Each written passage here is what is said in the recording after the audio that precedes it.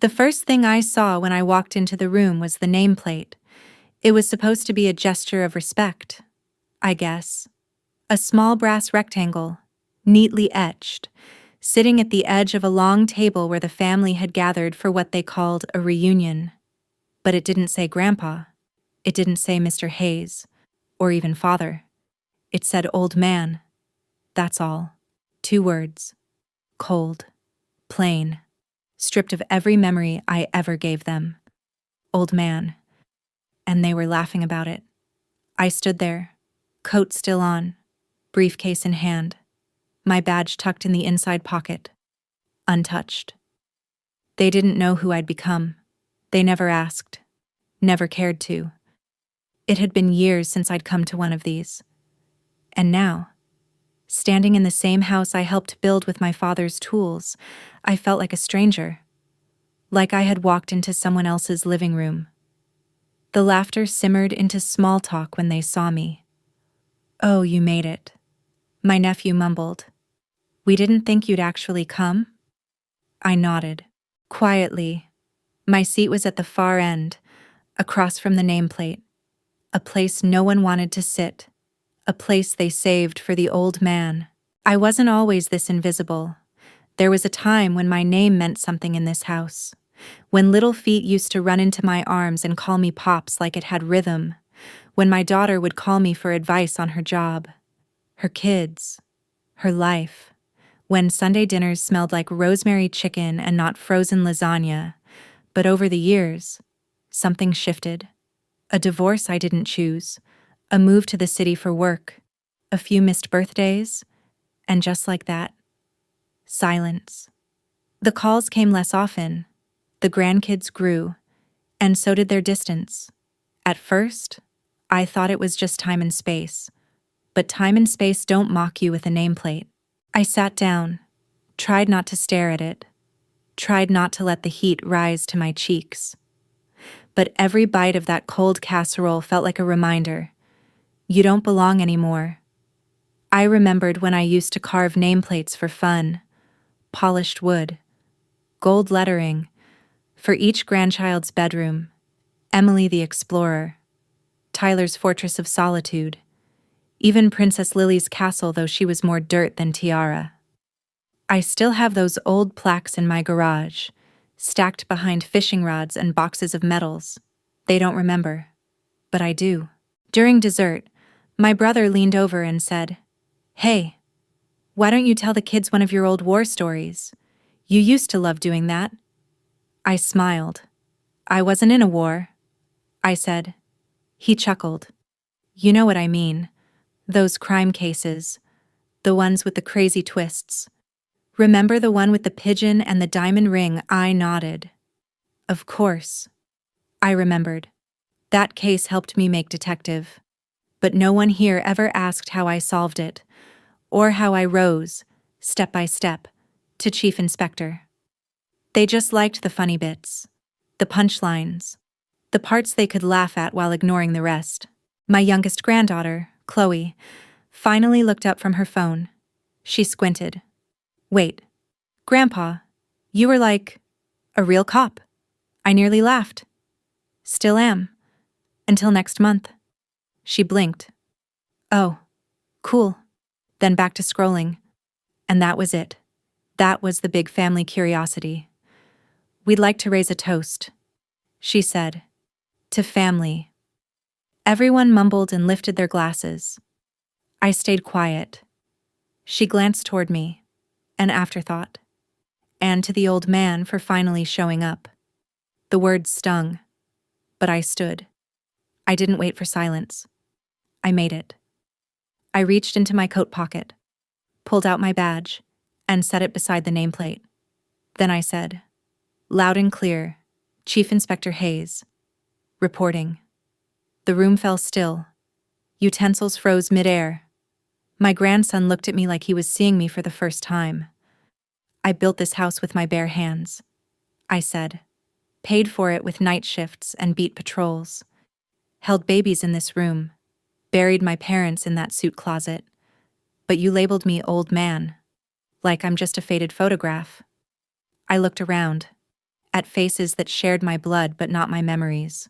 "I didn't come here to be honored," I said. "I came to remind you that a man doesn't stop being himself just because you stopped calling." My voice didn't tremble. Not once. Later, my daughter came out to the porch where I stood alone. She held the nameplate in her hand. "Dad, I'm sorry. It was meant to be funny. A joke." I looked at her. "My name isn't a joke," I said softly. She nodded, tearful. "I know. I forgot." We stood in silence, not the kind that hurts, but the kind that heals. That night, before I left, Chloe asked if she could see my badge again. "Can I take a picture with it?" she asked. "For my school project." I handed it to her, and she held it like it was made of gold. For the first time, I saw something flicker in her eyes. Not curiosity. Pride. Funny, isn't it? How people forget who you are until you remind them? Have you ever experienced feeling abandoned like this? Please share your story below. Someone might need to hear it. I drove home that night in the quiet hum of my old truck. The radio stayed off. The streets were dim and half asleep, with only a few porch lights flickering in the fog. I remember glancing at the badge resting in the passenger seat, the same one I had slammed beside that nameplate earlier, and I thought about how heavy it had felt in my hand after all these years. Not because of the metal, but because of the silence it had survived. See, people think titles are loud: detective, inspector, chief. But in truth, they're quiet. They sit in your chest like old music unheard until someone finally listens again. When I got home, I didn't turn on the lights. I just stood in the hallway, looking at the frames on my wall. Cases I'd solved, commendations, photos of me with my old squad, some gone now, others moved on. But there was one picture I kept above the mantel. Me and my dad, hammer in hand, standing in front of that family house before the first brick was laid. He was grinning, and I was just 24, still thinking I'd be a carpenter like him. Back before the academy, before the badge, before the long years on the force turned my hands stiff and my eyes sharp. You know, my father didn't believe in saying much. He built things. That was his language. When I told him I wanted to join the police, he didn't say "good job" or "I'm proud of you." He just handed me his old pocket knife and said, "Don't ever point this unless you're sure what you're cutting." At the time, I didn't get it, but I do now. Words like knives carry weight, and if you're not careful, they carve deep. The next morning, I woke up to a knock on the door. It was my grandson, Tyler. He looked nervous, holding something behind his back. "Can I come in?" "Grandpa," I stepped aside. He hadn't been over in almost a year, not since his mother said he was too busy with school and friends. He used to come every Sunday like clockwork. "I made you something," he said, and from behind his back, he pulled out a new nameplate, wooden, polished, with small, careful lettering that read, "Chief Inspector Hayes retired, but not forgotten." My throat tightened, not because of the gift, but because of the hands that carved it. He had used the old tools from my garage, the ones covered in dust. He remembered. He watched. "I Googled how to do the bevel," he said. "Did I mess it up?" I shook my head.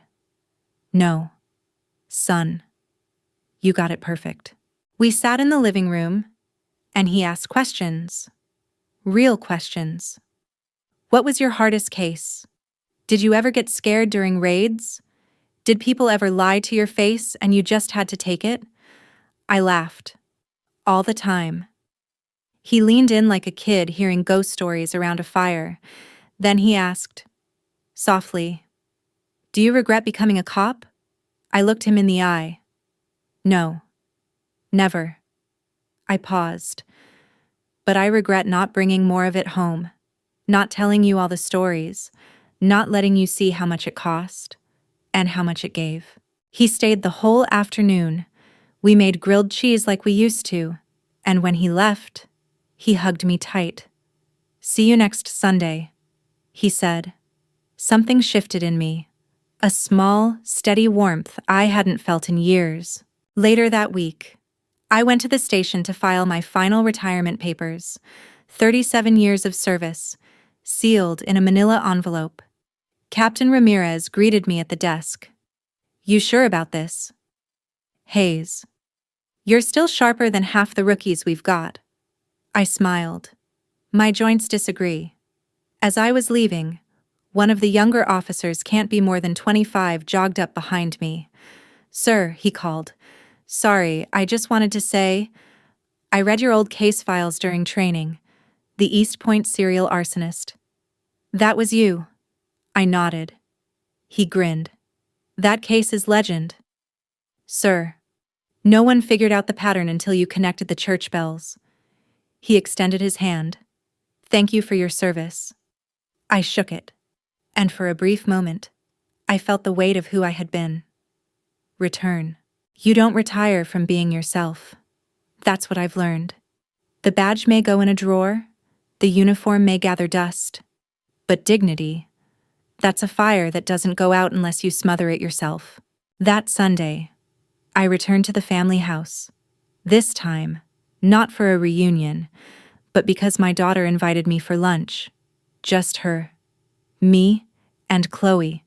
The table was smaller, quiet, and on the middle of it, not a nameplate, but the wooden plaque Tyler made, resting gently against a vase of wildflowers. "I'm sorry for how things were," my daughter said over tea. "I think I forgot that just because people grow apart doesn't mean love disappears." I nodded. Sometimes, you don't need long speeches. You just need honesty. Chloe asked if I would come speak at her school next month. They were having a real Heroes Day.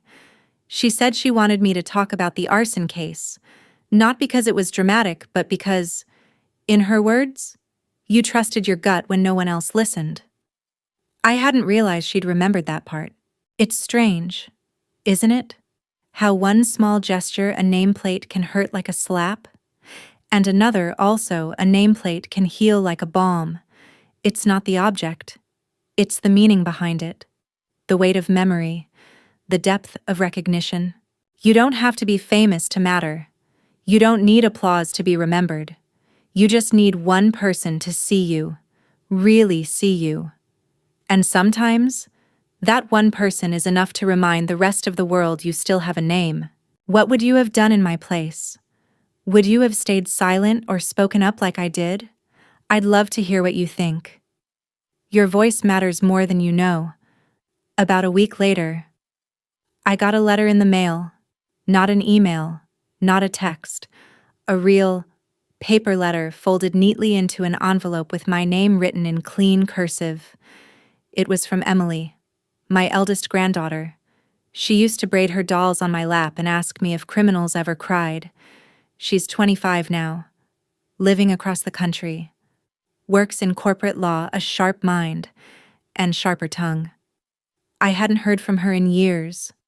The letter read, "Dear Grandpa, I watched the family video someone uploaded after the reunion. I saw what you said. I saw your badge. I saw you. And I realized I haven't really seen you in a long time. I'm sorry I drifted. I didn't mean to forget. Life got so loud. And somehow, you faded into the quiet. But I remember the way you used to read me mystery novels and explain the ending before we got there. I remember how you fixed the broken leg of my teddy bear with duct tape and called it field surgery. You were never just the old man. You were my compass. Love." Emily. I sat in my armchair and read it twice, 3 times. And by the 4th, I couldn't see the words anymore, only the smudge of tears on the page. Funny how we carry the weight of being forgotten like a quiet bruise, and then one small apology, one real recognition, can feel like being called home. I didn't write back immediately, not because I didn't want to, but because I wanted to write it right. I took out a fresh sheet of paper, just like she had, and I wrote back, not as a grandfather scolding, but as a man remembering. Dear Emily, thank you for seeing me again. I never needed perfection from any of you. Just presence. Just the occasional knock at the door or phone call that said, I still remember you built something, but I understand now people aren't always unkind. Sometimes they're just overwhelmed. Sometimes they don't realize what they've left behind until something reminds them. You reminded me that all those Sunday mornings and bedtime stories weren't for nothing. I'm proud of who you've become. Come visit sometime. I'll make my famous scrambled eggs and tell you how the pigeon really stole that ring. With love, Grandpa Chief Inspector. Still holding the line. I slipped the letter into an envelope and drove it to the post office myself. No stamps, calm, no shortcut. Some things deserve to travel the old way, to carry the weight and the weight of the sender. Around this time, something strange began to happen. More of the family started reaching out. Cousins, nieces, even my estranged son-in-law. They weren't all apologies, but they were attempts. Small, halting gestures like old soldiers learning how to salute again. Tyler came over again the following weekend, this time with his little sister Lily. She brought cookies, burnt, misshapen ones, but she grinned like a prize winner. Baked 'em myself. No poison. Promise. We sat on the porch, watched the squirrels race across the fence, and talked about nothing in particular. And that nothing meant everything. One evening, I opened an old cardboard box in the attic. It was labeled Dad Keep. Inside were faded notebooks, newspaper clippings, even a yellowing certificate from my academy graduation. But right at the bottom, wrapped in cloth, was my father's pocket knife.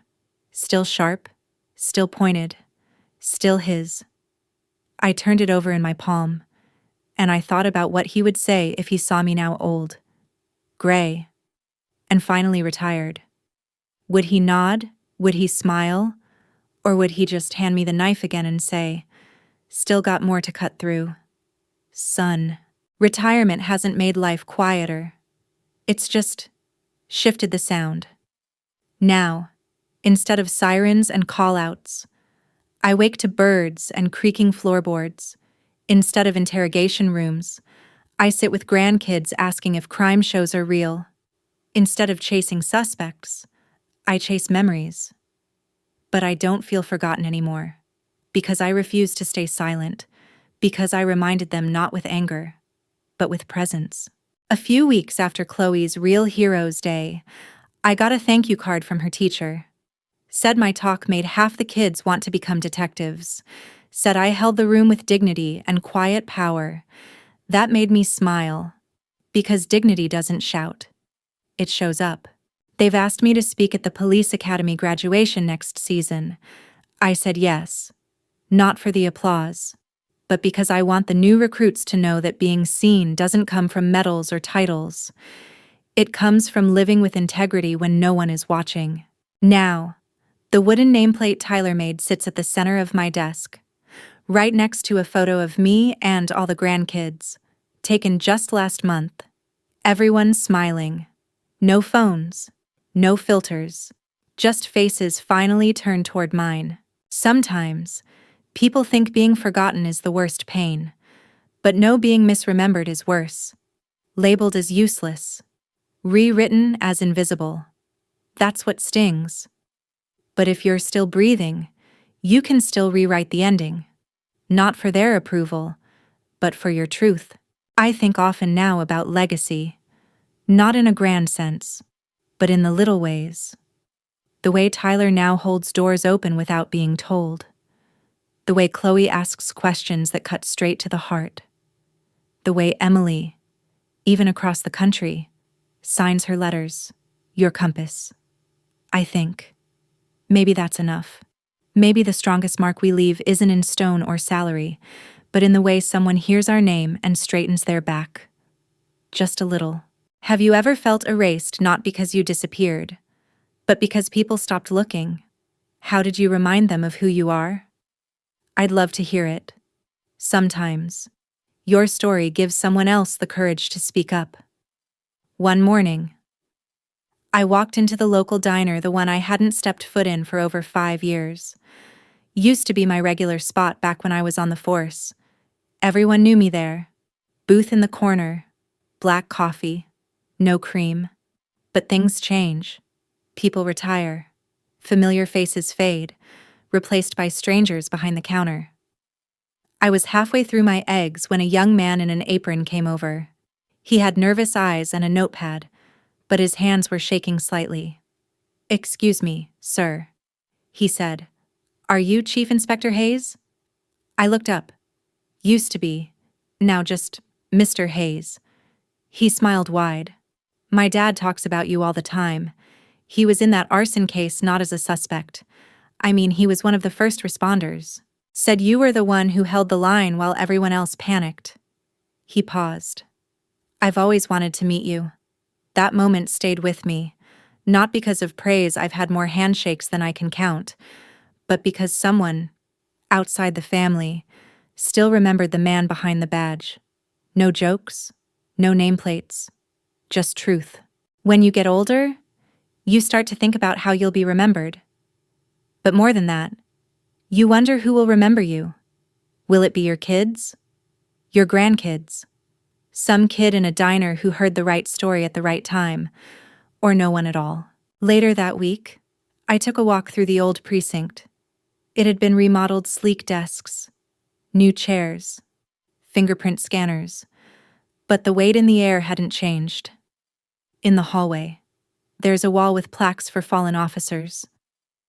I stopped in front of Sergeant Thompson's name. He was my partner for 12 years. Took a bullet for a stranger in an alleyway. Didn't flinch, didn't hesitate. People forget names like his, but I don't. And I won't. Before I left, Ramirez caught me by the arm. "Hey," he said. "We've been talking at the board." He scratched his neck. "There's a mentoring position opening up. Part-time, flexible hours.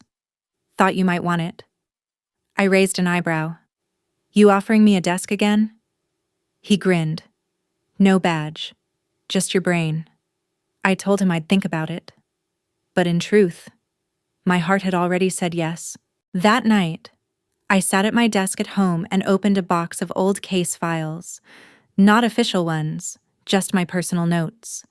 Scribbled theories, timelines, photos taped to yellowing pages, stories that never made the headlines, but shaped everything.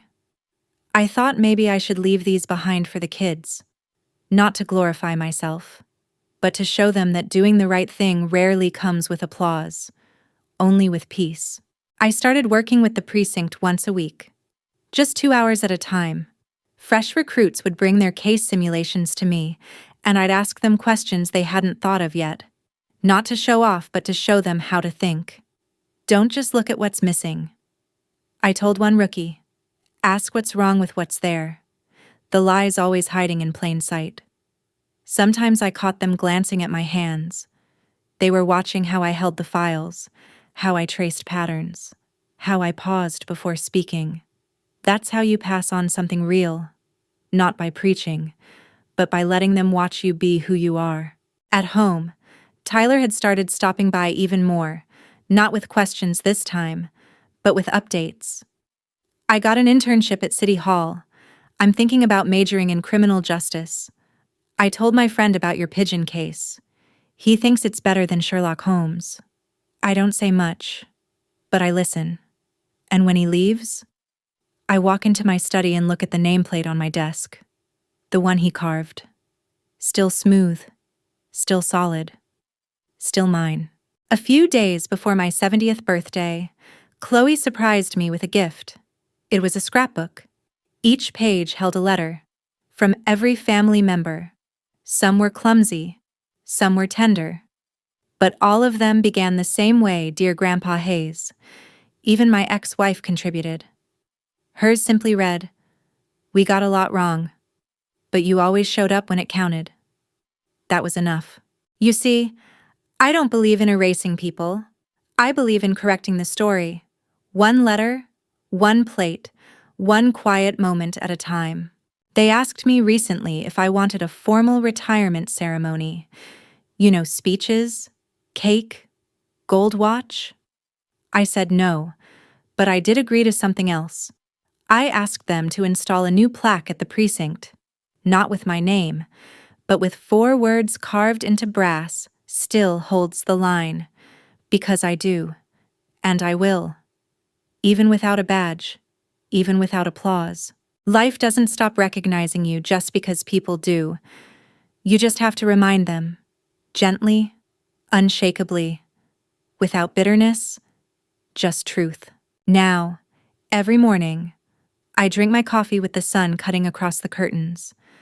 The badge sits in a drawer, the nameplate on the desk, and beside it, a sticky note from Lily that reads, "Love you, Chief Grandpa." That's enough for me. More than enough. Have you ever had to quietly reclaim your name not by force, but by simply standing in your truth? Please share below. Your story might just help someone else find their way back to who they are. A month after I turned 70, the mayor's office called. Not a secretary, not an aide. The mayor herself? She said they were hosting a city ceremony to honor lifelong public servants. Said someone had nominated me. Said my name had come up a lot. I nearly laughed. "Are you sure they've got the right haze?" She chuckled back. "Unless there's another chief inspector who saved an entire apartment block from burning down with a fire hose and a broken shoulder, then yes. I think it's you." I paused for a second, then said, "I didn't do that alone." She said, "You never did." That's what makes it worth honoring. I didn't tell the family right away, not out of modesty.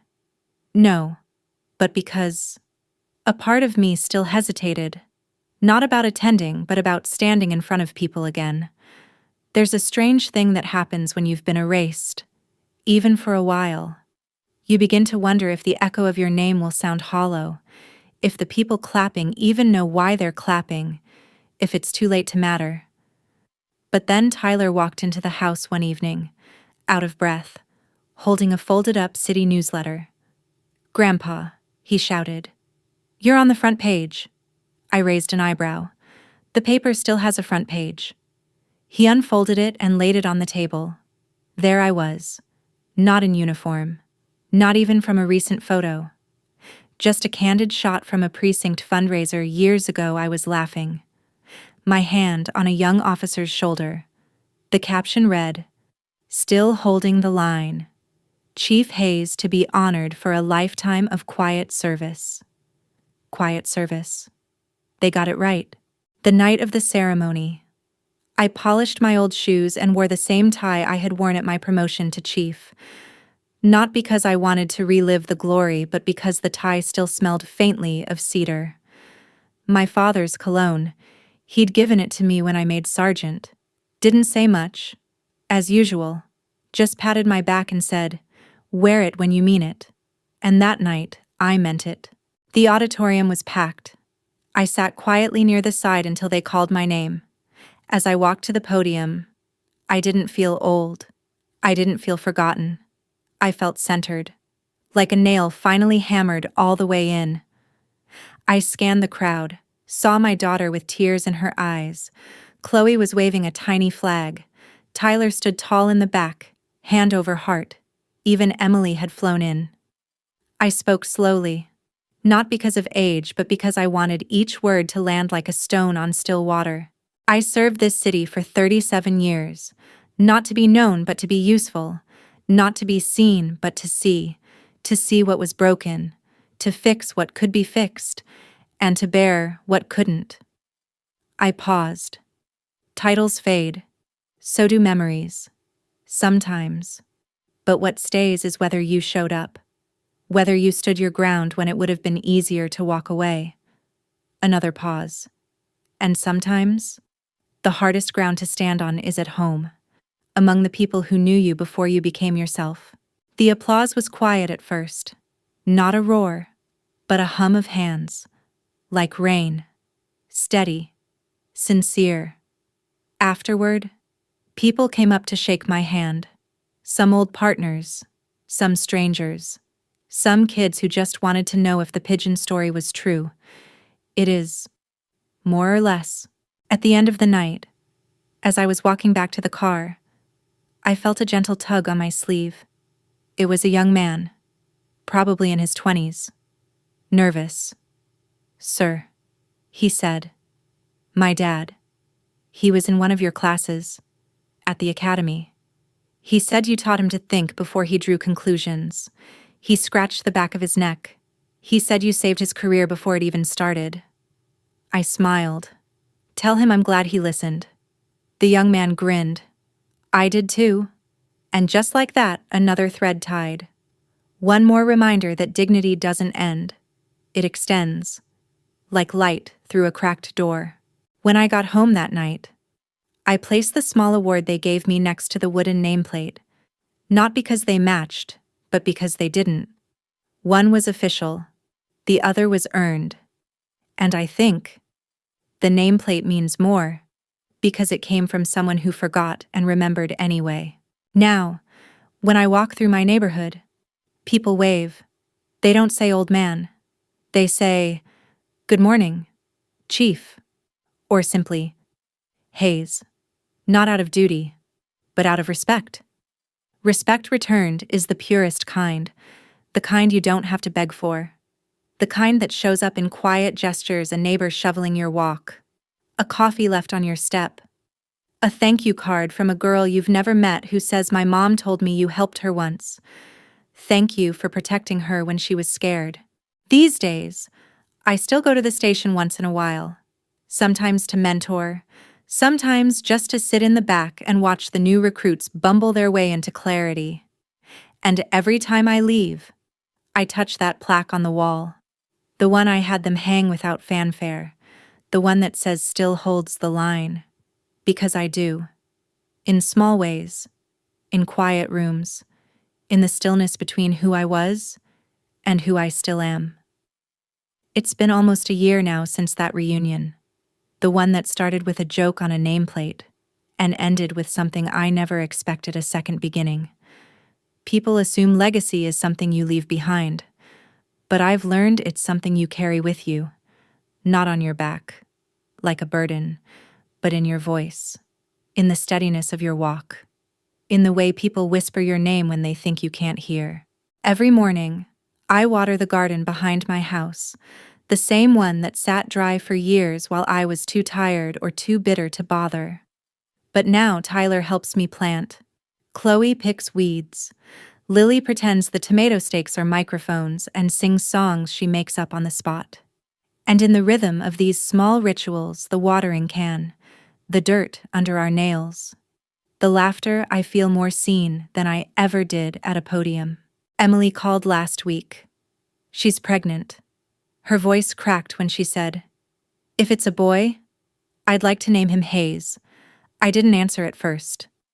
My throat swelled too fast, but when I finally managed a word, all I could whisper was, "Thank you." Because that's not just a name. That's a memory wrapped in a promise. That's a generation choosing to remember. I think of my father often these days, not in sorrow but in echoes, in the scrape of the porch chair, in the smell of cedar on old fabric, in the way I still carry his pocket knife, even though I hardly use it. I keep it on me when I mentor. Sometimes I fiddle with it while listening to rookies talk through a case. And every now and then, one of them will glance at it and ask, "What's the story with that knife?" I just smile and say, "It belonged to the first man who taught me how to be quiet, but never small." I don't need to be remembered with fireworks or banners. That's not the kind of man I was. But I hope I'm remembered in the way my family now looks at one another, with more care, with more listening, with less assuming and more asking, because forgetting someone happens loud and fast. But remembering someone, really seeing them again, happens slowly, gently, like dawn. A few months ago, Chloe asked if she could interview me for her school's oral history project. I expected the usual questions. Favorite color? First job? Best day? But instead, she leaned forward, recorder in hand, and whispered, "What did it feel like when your family stopped calling you by name?" I wasn't ready for that one. I looked at her, those pale, curious eyes filled with more understanding than I had at her age, and I told her the truth. It felt like walking into a room full of people you built houses for, and realizing they didn't know who lived in them anymore. She didn't flinch. She just wrote it down. Then she said, "I won't forget that." And I believe her. Last week, they gave me the final mentoring award before the program ended for the year. Not a big trophy, just a wooden plaque, engraved with one sentence: "Thank you for showing us how to see." I keep it beside my badge in the drawer, because truthfully, that's all I ever wanted to do. Not command, not impress, just show people how to see. The old brass nameplate, the one from that reunion, still sits in a drawer. I never threw it out. Not because I cherish it, but because it reminds me that pain has a purpose if you don't let it silence you. And sometimes, it's the very thing that wakes others up. You see, the real power isn't in the badge. It's not even in the title. It's in the choice to speak when you're called less, to hold your ground without raising your voice, to remind people not with anger, not with shame, but with presence, that you are still here, that your name is still yours. And so now, when I sign letters, or birthday cards, or little notes tucked inside lunchboxes for Lily and Chloe when they stay over, I sign them the same way every time, with love, Chief Grandpa. They laugh, they roll their eyes, but they never cross it out. And that, I suppose, is my quiet revolution. Not reclaiming the past, not demanding apologies, but anchoring myself in truth, in dignity, in love that endures, even when forgotten. So if you ever find yourself holding a nameplate that doesn't belong to you, if you walk into a room and feel erased, remember this: you do not need permission to reclaim your name. You do not need applause to stand tall. You do not need to prove your worth to people who've forgotten it. You only need one thing: the strength to say, "I am still here, and I remember who I am, even if you don't." Have you ever found your voice again? After being silenced for too long, I'd truly love to hear how, because someone else out there is still sitting in the silence, and your story might just be the sound that leads them home.